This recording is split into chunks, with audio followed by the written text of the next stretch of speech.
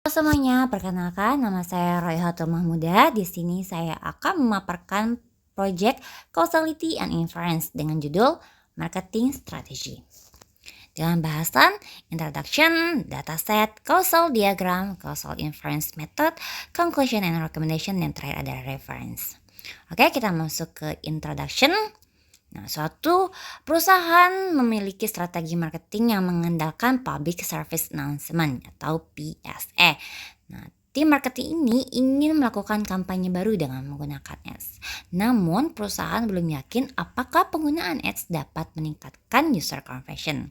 Sehingga perlu dilakukan analisa kausalitas untuk mengetahui pengaruh ads terhadap conversion rate. Nah, analisa ini dapat menjadi pertimbangan tim marketing untuk menentukan strategi marketing yang akan digunakan di masa mendatang. Nah, untuk kita masuk ke dataset, dengan asumsi randomization unit yaitu orang atau user yang berkunjung ke website dengan rata-rata 560 user per hari berkunjung ke website. Berdasarkan traffic data tersebut, eksperimen akan dijalankan selama 2 minggu, di mana 1 minggu untuk fase sebelum treatment dan 1 minggu untuk fase setelah treatment. Pada fase sebelum treatment, semua user hanya mendapatkan marketing strategi dalam bentuk PSA. Namun, user-user secara random telah dikelompokkan menjadi kelompok treatment dan kelompok kontrol. Pada fase setelah treatment, user yang telah dikelompokkan secara random mendapatkan marketing strategi sesuai dengan kelompoknya masing-masing, di mana kelompok kontrol dengan PSA dan kelompok treatment dengan ads. Berikut adalah data marketing yang diperoleh selama eksperimen, yaitu variabel pertama user ID, yang kedua grup dengan datanya itu PSA yaitu kelompok kontrol, dan add dengan kelompok treatment. After dengan false sebelum treatment dan true setelah treatment. Convert true untuk user yang melakukan conversion dan false untuk user yang tidak melakukan conversion. Dengan jumlah user pada grup setiap fase yaitu 5.600. Jadi di add itu ada 5.600 dan PSA itu adalah 5.600, di mana user pada add sebelum dan setelah treatment merupakan user yang sama. Begitu juga dengan PSA. Pada data set yang diperoleh juga tidak ditemukan missing value. Nah, pada sebelah kanan merupakan grafik distribusi kelompok treatment dan kelompok kontrol pada fase sebelum treatment dan fase setelah treatment. Untuk yang biru ini adalah fase sebelum treatment dan yang orange adalah fase setelah treatment. Setelah dilakukan treatment, kelompok treatment mengalami peningkatan conversion rate, sedangkan kelompok kontrol mengalami penurunan conversion rate. Lalu kita masuk ke causal diagram. Dalam analisa ini ingin dilihat pengaruh treatment yaitu penggunaan ads terhadap outcome yaitu conversion rate. Jadi di sini ada 4 variabel treatment outcome yang dipengaruhi oleh waktu dan juga grup. Berdasarkan causal diagram di atas diketahui bahwa causal path sebagai berikut. Itu treatment menuju outcome, lalu treatment time outcome, dan juga treatment group outcome. From door path yaitu jalur dengan semua arah panah mengarah menjauh dari treatment menuju ke outcome. Jalur ini mewakili efek kausal yang langsung diminati. Pada grafik di atas ini jalur front door-nya yaitu treatment menuju outcome. Sedangkan backdoor path yaitu jalur yang memiliki paling sedikit satu panah mengarah ke treatment. Jalur ini mewakili penjelasan alternatif untuk hubungan variabel. Dalam kasus ini, backdoor merupakan hal lain yang mendorong korelasi antara treatment dan outcome. Jadi di sini kita punya 2 jalur backdoor, yaitu yang pada grafik sebelah kiri dan grafik yang sebelah kanan. Treatment group outcome dan treatment time outcome. Identifikasi efek kausal dilakukan dengan cara menutup semua jalur backdoors dan membiarkan jalur front door terbuka. Nah, untuk menutup backdoor yang treatment, group, dan outcome dengan cara mengontrol perbedaan kelompok dapat dilakukan dengan mengisolasi within variation pada kelompok treatment dan kelompok kontrol. Memeriksa perubahan dari waktu ke waktu untuk setiap kelompok terlepas pengaruh dari kelompok lain.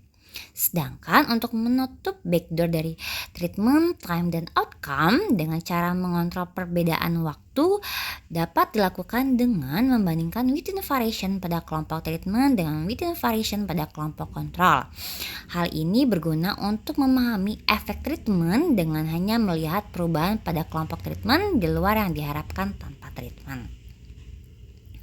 Kita masuk ke causal inference method. Nah, berdasarkan causal diagram yang telah dibuat, maka metode yang causal inference yang digunakan yaitu difference in differences atau DID. Objektif pada DID ini melihat perubahan pada kelompok yang diberikan treatment selama masa transisi dari periode sebelum treatment ke periode setelah treatment. Dengan pembandingnya adalah perubahan pada kelompok yang tidak diberi treatment atau kontrol. Nah, langkah-langkah differences yang pertama yaitu menghitung perubahan pada kelompok treatment dari sebelum dan setelah diberikan treatment. Jadi kita menghitung nih selisih pada kelompok treatment sebelum diberikan treatment dan setelah diberikan treatment. Ini merepresentasikan besarnya perubahan yang diharapkan pada kelompok treatment jika dilakukan treatment. Untuk data yang kita gunakan, selisih dari kelompok treatment yaitu 0,008571. Kedua adalah menghitung perubahan pada kelompok kontrol dari sebelum dan sesudah. Jadi kita mencari selisih dari kelompok kontrol sebelum dilakukan treatment dan setelah dilakukan treatment. Ini merepresentasikan besarnya perubahan yang diharapkan pada kelompok kontrol jika tidak dilakukan treatment. Untuk data yang kita peroleh, selisih kelompok kontrol yaitu minus 0,002321. Dan yang terakhir, perbedaan antar kedua selisih tersebut mempresentasikan efek treatment pada kelompok treatment.